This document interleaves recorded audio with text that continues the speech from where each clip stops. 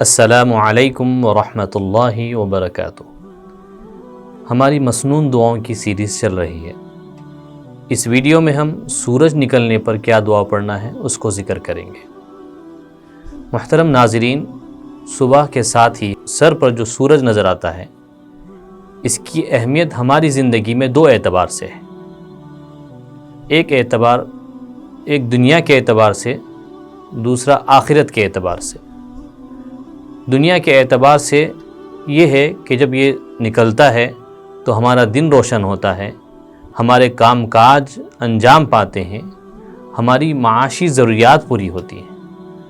اللہ تبارک و تعالیٰ نے سورہ نبا میں اس بات کو بیان فرمایا ہے۔ اللہ عز و جل فرماتے ہیں وَجَعَلْنَا النَّهَارَ مَعَاشًا، ہم نے دن کو معاش کا ذریعہ بنایا ہے۔ سورج کی اہمیت آخرت کے اعتبار سے یہ ہے کہ جب تک یہ سورج مشرق سے نکلتا رہے گا، ہمارے لیے مغفرت کے دروازے کھلے رہیں گے۔ ہماری زندگی میں سورج کے اس اہم کردار ہی کی وجہ سے اللہ عز و جل نے سورۃ الشمس میں اس کی قسم کھائی ہے۔ اللہ عز و جل نے فرمایا وَالشَّمْسِ وَضُحَاهَا، قسم ہے سورج کی اور اس کی روشنی کی۔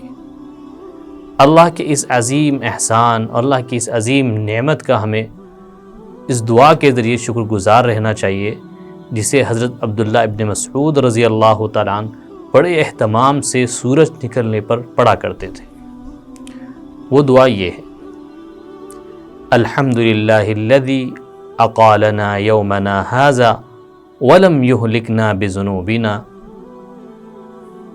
اس دعا کا ترجمہ یہ ہے، سب تعریفیں اللہ ہی کے لیے ہیں کہ جس نے آج ہمیں معاف رکھا اور ہمارے گناہوں کے سبب ہمیں ہلاک نہ فرمایا۔ محترم ناظرین، ہم اس دعا میں اللہ کی حمد اسی لیے بیان کر رہے ہیں کہ اللہ نے آج کا سورج ہمیں عطا فرما کر مغفرت چاہنے کا ایک اور موقع ہمیں عنایت فرمایا۔